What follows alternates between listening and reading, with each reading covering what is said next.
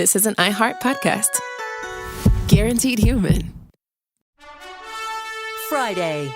Kick off the Winter Olympics in style with the opening ceremony from Italy, featuring a special performance by Mariah Carey. Celebrate the greatest athletes from around the globe as they come together to go for gold. Lindsey Vonn, sensational! The opening ceremony of the Winter Olympics. Ilya Malinin. Redefining the sport. Friday at 8 Eastern, 7 Central on NBC and Peacock. Body Bags with Joseph Scott Morgan. As many of you know, I've always had a fascination with the fire service. I think that maybe a lot of it has to do with a little boy in me. When I was a little boy, actually, my uncle, whom I dearly love, bought me a Texaco Fire Chief fire helmet that actually had a radio inside of it. Now, this is in the 60s. This was really high-tech stuff. But just the pure bravery of what these people do. The old adage of, while everyone else is running away from a burning structure, they're running into it. But just for a moment, think about this. A fire at a home, a mansion, as it's been referred to, was so big that it took almost 20 fire companies to come and knock this thing down.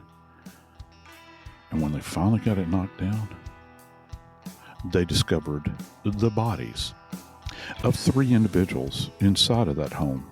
And oh, by the way, outside of that mansion, another decedent lying in the front yard with 5 gunshot wounds.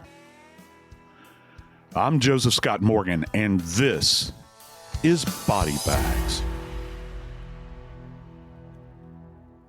I've got a pretty good relationship with the firefighters here in where Kim and I live in Jacksonville, Alabama, and I have taken my grandson, who is 6 years old, to the fire station when he comes and visits Papa and Gammy, and he thinks that he is in heaven. And it brings me joy because I always felt the same way when I was a little boy. And, they'll let him stand on the rails on the side of the thing and get inside the cab and look at all the hoses. They'll show him how everything works. That's a little boy's dream right there. Oh my gosh. But the only thing, Dave, is there's no Dalmatian. And they all became fur coats. Yeah, I guess so. Yeah, if you watch that, oh God, that movie. I'm glad you brought that up. That movie really disturbed me. Oh my gosh, who would do that? I'm such a dog lover. But yeah, always been fascinated by firefighters. I've had the privilege and the honor of teaching firefighters relative to death investigation because it's a unique skill set. That you have to acquire along the way, being able to assess bodies that have been burned. And so anyway, you said unique skill set, and all I can think of is whenever I see one of these now, from what you've told me, it really is. I've always had a great feeling for those who serve others, whether it's police, fire, rescue. But knowing how involved they are in the process after the fact, there's so much information that you get from a fire and what happens to people. It just is really beyond. It's a whole lot more than just pouring water on the fire. Yeah, it is. And here's another little insight into fire service, folks. It's not just arson investigators that are out there. I have learned just as much from the most junior person that's on a truck when I'm inside of a dwelling and working a case about points of origin, or they're not really designating points of origin. They're saying they'll say, hey, look here, there's a lot of damage. Right. And of course, for most of us, when you're in that environment, if you can kind of suss out those particular areas where there is the most damage at a location, that gives you an idea that that's where the fire burned the hottest. And most of the time, by deduction, you believe that that's where it's been burning longest, ergo that's where the fire may have started. And with what we're going to discuss now and today, Dave, relative to this, I'll go and say it, quadruple homicide. Quadruple. How many of these do we actually cover? Dave, this is something that's been lingering since 2018. And let's take a step back and just think about this. First off, this podcast did not exist when these events went down. Secondly, if I'm not mistaken, the current administration that we have in Washington was not in power at the time. This is before the COVID lockdowns. And I mean, just go on and on. So we're talking now, we're 6 years downrange from a quadruple homicide that still has not gone to trial. And of course, we're talking about the mansion murders, what has become the mansion murders in New Jersey, Dave. We're almost 6 years to the day that the events that we're going to talk about happened in November 20th of 2018. 6 years ago, Donald Trump was in office. You mentioned the administrations and how things have changed, but 6 years is a long time to go to trial. And the reason is it's a complicated case, and there are a lot of different personalities running in here, family members, what have you. We have Keith Caneiro, his wife, Jennifer, their children, Jesse, 11 at the time, and Sophia, 8 at the time. Those are the victims. It even gets a little worse when you look at Keith Caneiro was actually shot in the head multiple times. His wife was shot and stabbed. The 2 children were stabbed. And full disclosure, I reached out to Joe in talking about this, and I said, what does that all mean? I mean, does this mean there's a closeness? When we've talked about killing, strangling and stabbing and things like that, those seem to be so much more personal than shooting somebody. But the case didn't end right there with the quadruple homicide, because on the same day, at the same time, roughly, another fire took place at another house, but it was Keith Caneiro's older brother, Paul. Yeah. His wife and 2 daughters, adult daughters, were at home in bed when the fire breaks out at their house early in the morning. And Paul Caneiro, in their eyes, is a hero. Paul saved his family from the fire that was engulfing their home.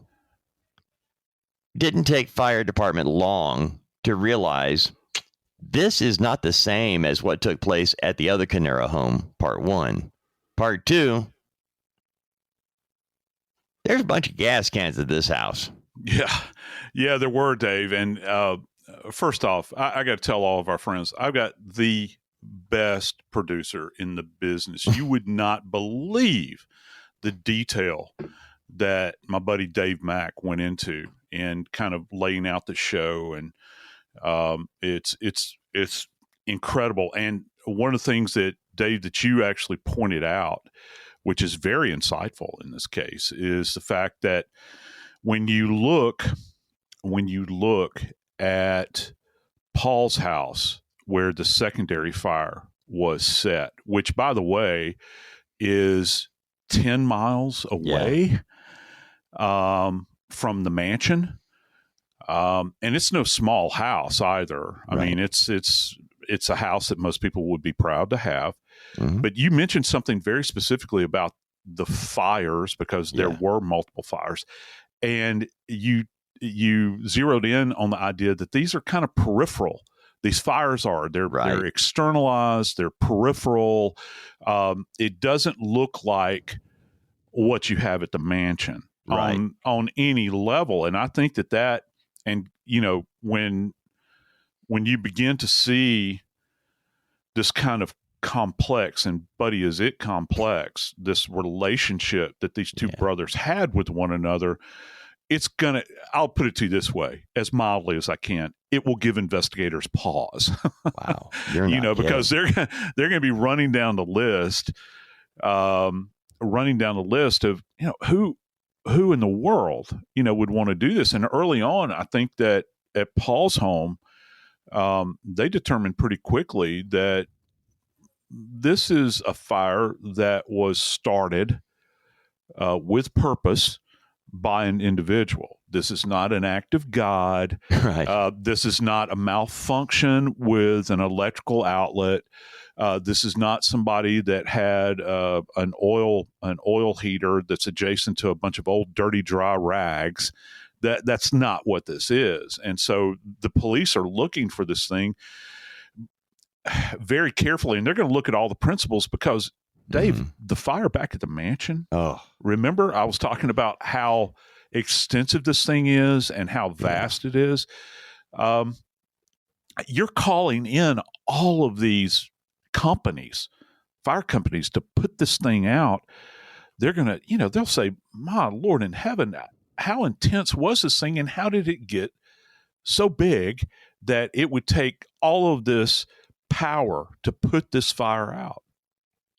I'm glad you pointed that out, Joe, because the difference in the size of the homes actually explains the difference of the brothers in the dynamic we have. Paul Caneiro is the older brother. Keith Caneiro is the younger brother. They're close in age, though. They're like a year and a half apart kind of thing, like my brother and I in that regard. Yeah. And that brings about a very different scenario for both men. Keith is a very smart man, intellectually guy. This is a man's man, first of all, loves his family, but he's very, very smart. The same cannot be said for the older brother, Paul. I'm not saying he's a dullard or anything like that, but there was some jealousy that was right there because the brothers together owned a company called EcoStar Pest and EcoStar Pest Management. This was a company they owned together. It's the kind of job that you could put together based on studying, insects and basic things around your house that you have to get rid of, that kind of thing. It doesn't require a mental giant to do this. It does require some effort on the part of both men, and they put the time in. It's the second business that actually requires intelligence. It requires education. It requires an ongoing learning experience to stay on top. Talking about an IT business called Venture. It's an IT venture that is called Square One. Now, Square One was started by Keith Caneiro. I say started by Keith Caneiro because it's very important to this. Together, they had EcoStar Pest Control Management. But Keith started Square One by himself and hired his brother. So the older brother now is an employee of the younger brother. They are not partners. And from the looks of everything that we're going to tell you about today, that has everything to do with motive. And I have to ask you this, Joe. You've been around so many homicides, and you know the legal aspects of what the prosecutors are looking for and what the defense is looking for. In your discussions with these guys, do they ever talk about motive with you?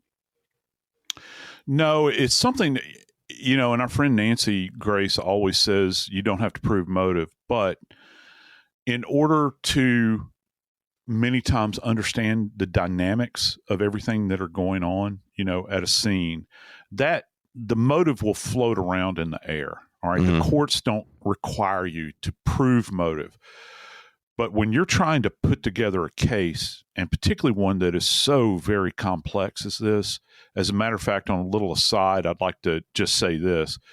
I was listening to a motion that was before the court, and one of Paul Caneiro's attorneys, one of his public defenders, was saying to the judge, we have to have the prosecution tell us what their goal is that they're going to prove. We don't have the ability to sort through what she referred to as a term I'd never heard before, as a dump truck approach, where they have got, she termed it as terabytes of data that are being dumped. And the data is so vast because you're talking about, obviously the scenes. We've got bodies, right? We've got methods of homicide here. We've got fires, multiple fires in multiple locations. And by the way, we've got complex finance considerations. And just a little add-on here that just occurred a few days ago with this case is the validity of whether or not certain types of DNA testing can be admissible. They've got a guy that's offering pretrial testimony that's all the way in from New Zealand. And so it gives you an idea how complex this thing is. But yeah, I mean, you think about motive, and motive is kind of this house, if you think about it this way, that is created, with, the why, how do you purpose this death, and all of the little, peripheral items that come along, the forensics and the financials, and financials can be forensics. Even electronic data, they're kind of the murals that are painted on the wall of this house, that you're walking through and you're looking at it. So, the motive, though it does not have to be proved, is sometimes that singular bit of data or information that kind of frames everything out. The shocking part of all this, Joe, is when you have family members that do have a relationship and you start talking about DNA and where it's collected, isn't it expected that people you have a relationship with, that you would have, especially if you're dealing with children, where you pick children up and you hold them and things like that, wouldn't there be a reasonable expectation that your DNA could end up on their clothing or on their toys or anything else? I mean, wouldn't there be a reasonable expectation that the DNA from the suspect here could be found on or around the victims because they're related? Yeah, it is. But, people make so much of that, and we have to go back to sourcing, right? I mean, yeah, there's an expectation. I don't know if you're holding, your niece or your nephew and they sneeze on you, for instance. Okay. Right. Well, you're going to have, obviously, mucus and saliva and everything that's mixed with that. Okay. But it's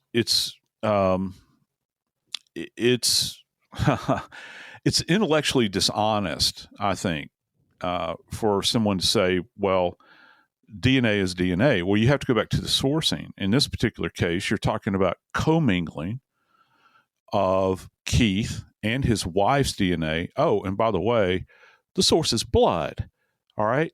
So even if you're related, and of course, Keith is related to his sister-in-law by marriage. You don't expect to find his sister-in-law's blood on an item of clothing commingled with his brother's blood. Right. So you have to be very exacting about this. Because we're often this land now relative to DNA where we're talking about touch DNA, these partial bits that are out there. And yeah, you can acquire those from anywhere, but if you're sourcing DNA, a DNA profile from a very rich source, which in fact is blood, probably the richest source that you can obtain it from, it is dishonest, I think, intellectually to say that, it's just a passive deposition of this. No, that's not the case. And I think, but defense attorneys do the defense attorney thing, and they're going to try to raise reasonable doubt in a case like this.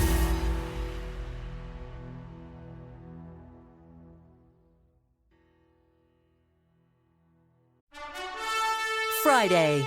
Kick off the Winter Olympics in style with the opening ceremony from Italy.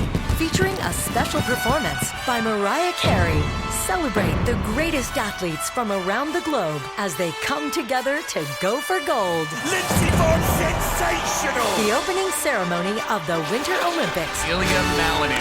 Redefining this sport. Friday at 8 Eastern, 7 Central on NBC and Peacock.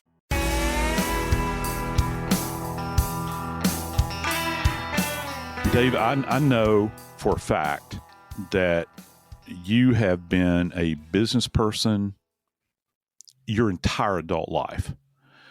This is something that runs completely contrary to the course of my career that I have had. If you're a government employee, which I essentially have been my entire life, even starting, in the Army at 18 years old, you know that you're going to have a steady paycheck coming in. But when you're a businessman, there's fast and there's famine and you're right. Dave, you're right. There's feast and famine, Joe. There's when feast you're and famine. Rolling the dice on your own paycheck, Yeah, there's feast and famine, and so you take the highs with the lows, right? Mm-hmm. And so there's not always going to be a guarantee that you're going to be, kicking it in the Beverly Hillbillies mansion, every day of your life. You have hard times. What's the old adage my granny used to use? We're going to have poke and grits tonight. You poke your head under the table and grit your teeth. And so sometimes you run short, but you have to prepare for those times. And one of the things that I'm hearing over and over and over again with the Mansion murder case or cases again, is that there is a financial motivation, behind, let's just face it, the slaughter that has taken place at this home, Dave. And that's why I was asking you earlier about motive, because I'm conditioned to as someone who follows along with crime-related news and things, I need to know why something happened. Not that the court needs it. I need it personally. I have to know what made this person decide this was the best course of action for them. And in this case, I actually, at first looking at it, I went, this is way beyond, and it still is, by the way, way beyond what I would have thought, because we do have a jealousy scenario playing out. It happens with brothers a lot. These two men are in business, and there is a separation of money. As I mentioned earlier, Joe, the brothers are partners in the pest control company. They are not equal partners in Square One, the tech company. The tech company is beyond what Paul Caneiro could actually be involved in at the inception. But Keith brought his brother along and paid him $250,000 a year to be a part of this company. Now, not too shabby, by the way. No, not too shabby. They do live in New Jersey, so it's a little bit different than it is in, where you and I live. But it's still But not he still bad has income. an income. He's profit sharing in the insect or the extermination business, obviously. Right. So we're talking more money than Yes. simply what would come from the IT business, right? Yes, and there was something else going on in their dynamic that Keith didn't feel like Paul was pulling his own weight when it came to the IT company. He felt like Paul was spending too much money. And this is a divide because Keith came up with the company. Keith was the brains behind the company. He brought his brother in as a partner to help him out, but his brother was not pulling his fair share of the weight, and his brother was spending money that Keith didn't think he was entitled to spend from the companies. So there was a real thing going. But when you look at it, it even goes a step further. Keith and his wife I say younger brother, but he wasn't that much younger. I mean, their ages are a year and a half separated, okay? But still, it means something. In this regard, Keith Caneiro and his wife, Jennifer, actually had accounts set up for their children's college education. And Keith, Ivy League education. So he's putting the money away so his children can experience the same type of education he did. That is not small change. Holy smokes, it's not. And they had found out, they being Keith and Jennifer, they found out that over the last several months, maybe years, that Paul was actually siphoning money from his niece and nephew, his brother's children. He was siphoning money from their college accounts and putting it into his own college accounts for his children. He has 2 adult daughters, Paul does. It came to the tune of about $90,000, Joe. $90,000 that Paul is accused of taking from his brother's children. It's a lot of money. Yeah, it is. And here's another thing. You were talking about motive, I think. Well, let's don't focus on motive. Let's focus on within the family dynamic response. Oh, any father that has been squirreling away nickels to fund the education of their child or children moving forward, because these kids are not necessarily, toddlers, but they're at that critical point where if you don't have a fund set up by this time, you're really behind the curve, particularly when you're talking about an Ivy League education. Buddy. Yeah, they're 8 and 11. This is something. Yeah, and just the fact that he is working at this in order to put monies toward his children's education. Can you imagine when he finds out and his wife finds out the rage that would be involved in this and the anger, that comes about? Because this is not, it's one thing if somebody comes after you, but you're not just siphoning money away from, paying some, the registrar's office, for tuition. You're ruining, this is the way a parent, you're ruining their opportunity, in the future. I mean, that's the way I would look at it as a dad. And I'd have a pretty robust response to anybody that had tried to go in and pick my pocket. I don't care if they're my brother, sister, or my granny. I don't care. There will be a robust response. And do you think perhaps, Dave, that this is what had occurred? Absolutely. 100%. Because it was bad enough being talked about by Jennifer and Keith that Jennifer talked to her dad about it. It was beyond just, hey, we're not just discussing it as a couple now. It's now gone to, I'm telling my daddy kind of thing. Jennifer was telling her father, and this is where you mentioned earlier, we've got a 6-year difference between when this happened and where we are now. And I want to throw something out there that there is a civil suit that is being filed along with this. Hadn't even got to the criminal trial yet of Paul Caneiro, but there's a civil suit that has been filed by Jennifer's father. And it's about the money that was taken. And so Paul Caneiro has been accused of the murders of his brother and his brother's family. And he's accused of arson. He's now accused of stealing money from his own niece and nephew's college fund. Paul Caneiro is not in good shape right now, Joe. And this is what was happening in the world, okay, at that time of 2018. In November, on November 20th, Paul Caneiro was staring right down the highway, and there are a number of lights heading towards him. And he decided to stage 2 fires. One to cover up the murder of his brother and his brother's wife and children, and the other to make it look like he also was a victim, like somebody was coming after both of the Caneiro brothers and their families, Joe. Yeah, and I've heard people allude to various things. There's been chatter, in social media. Lord, there's never chatter in social media, is there? And it's all true. Yeah, and it's all true. Of course, one of the things that always raises its head is the specter of organized crime. That has been hinted at over a period of time. Other individuals within the circle that had felt slighted in business deals, all these sorts of things, and that swirl around this case, goes to, whatever defense is being offered up on behalf of the accused, where you can generate enough reasonable doubt to put that into the minds of potential jurors.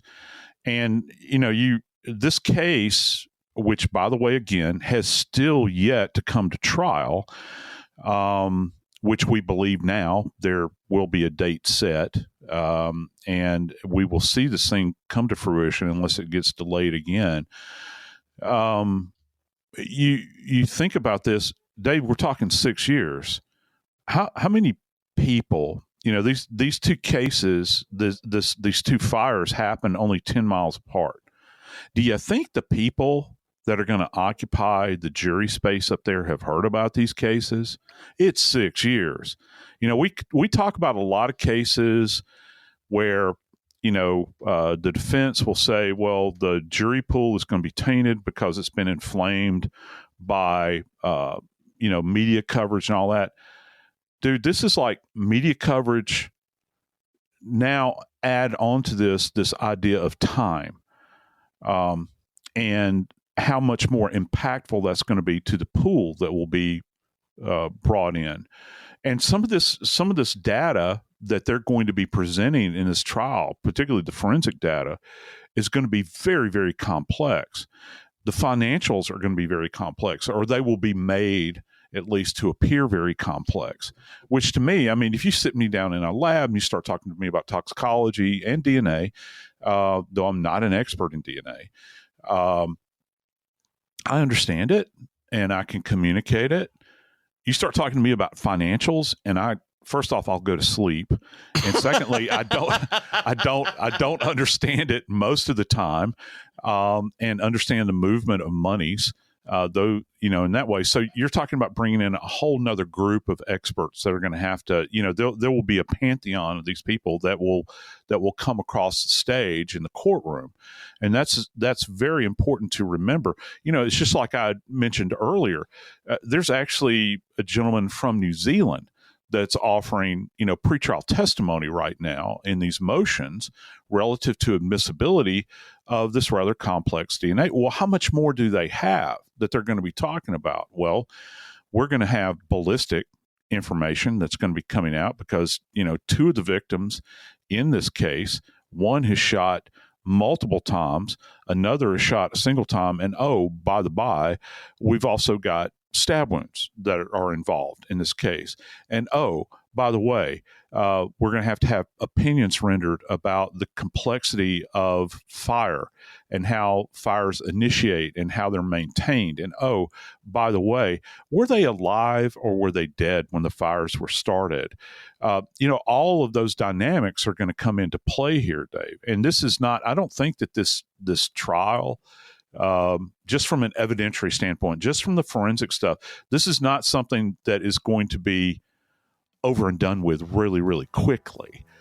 This is going to be something that will take quite a while to kind of make it through everything that happened that night in New Jersey.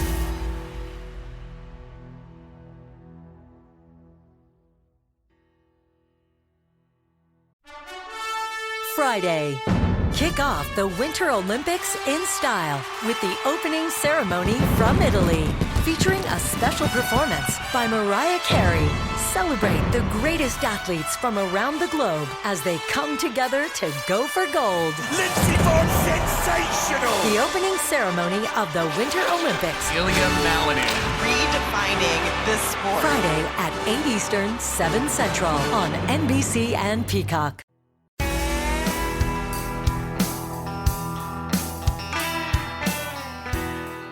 Hey, Dave, look, let's just back up a little bit. Can you, in the way you do things, can you take us back to that night in November 20th, 2018, when, this whole thing just kind of, it develops out of nowhere because, you've got kind of a wonky timeline here.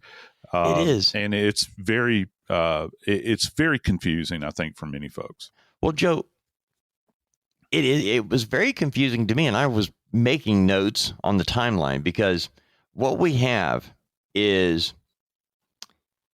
November 20th is the day, 2018. And at 12:30 in the afternoon,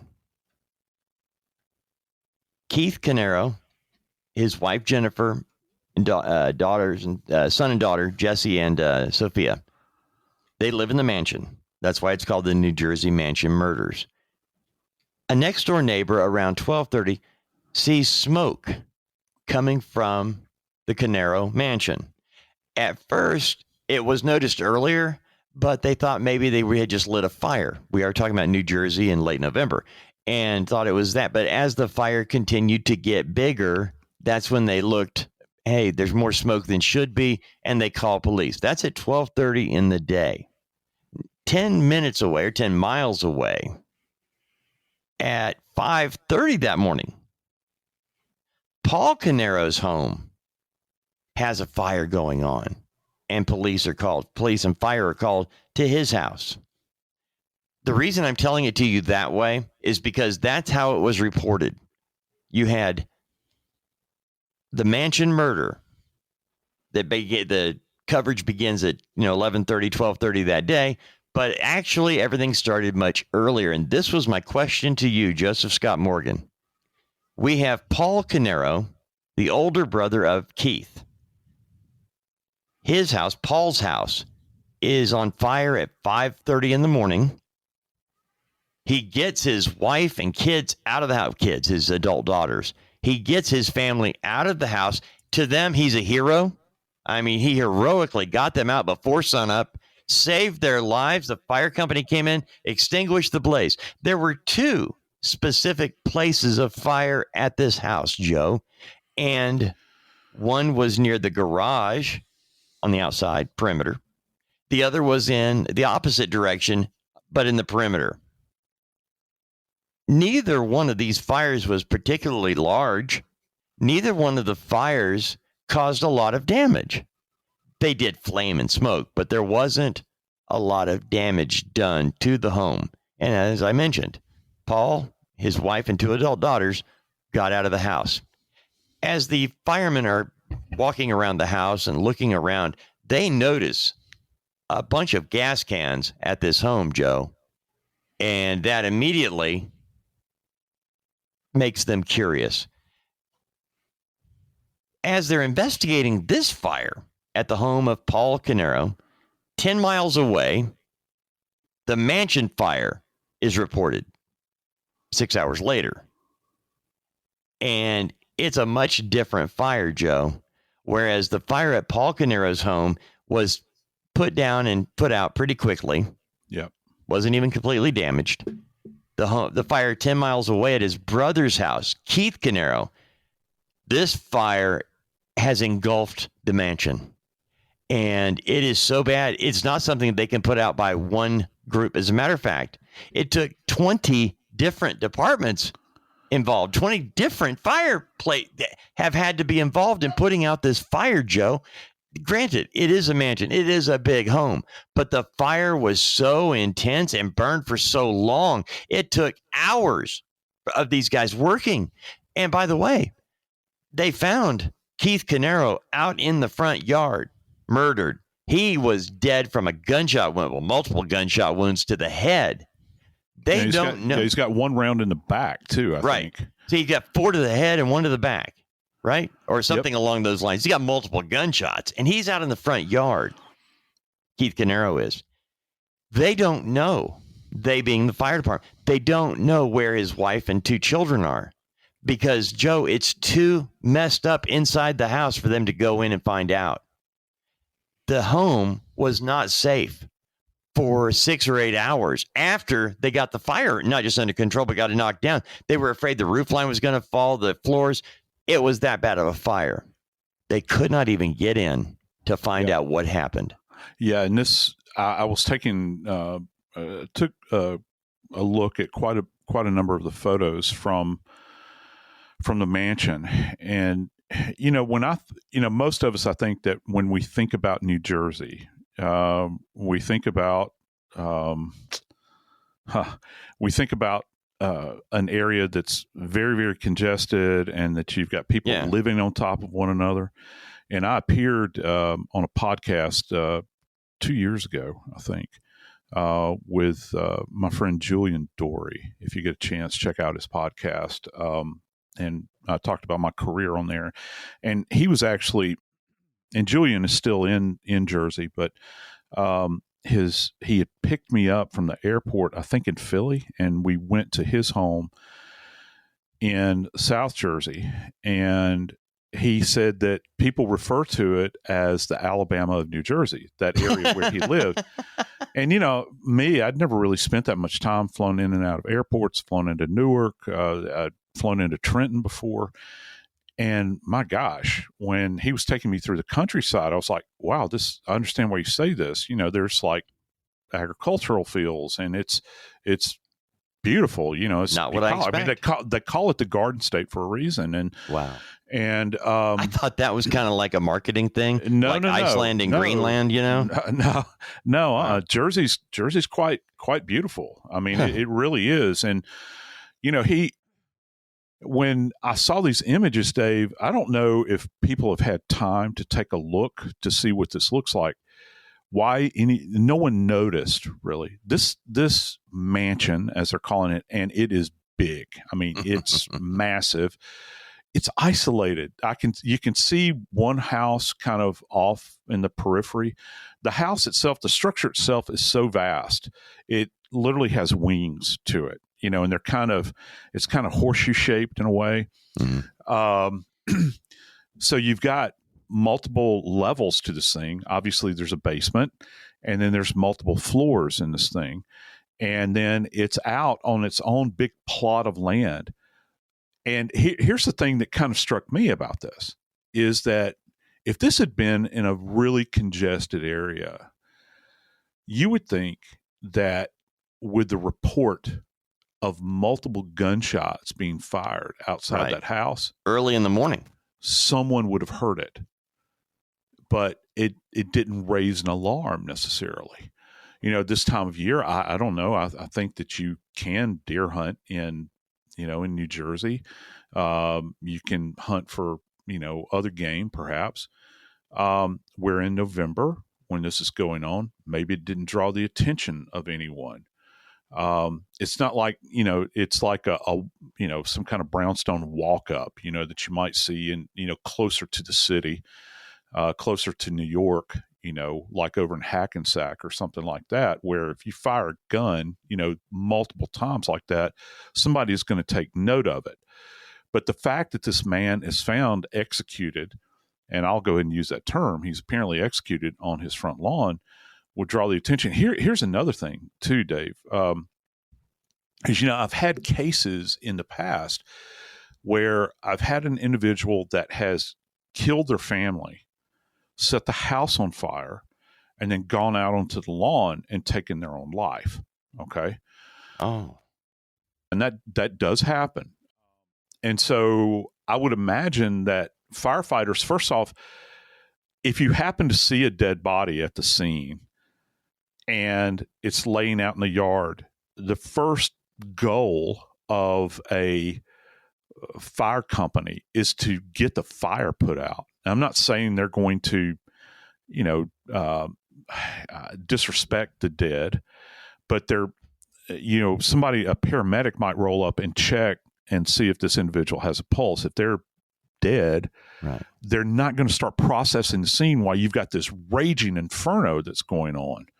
And that's very important to understand. But I can tell you this, when they approached this gentleman's body, they knew from the beginning that this was, in fact, not a self-inflicted gunshot wound, because there wasn't just one gunshot wound. There were multiple gunshot wounds in atypical regions and no weapon to be found.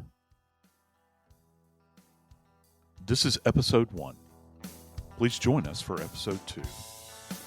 I'm Joseph Scott Morgan, and this is Body Bags. This is an iHeart podcast. Guaranteed Human.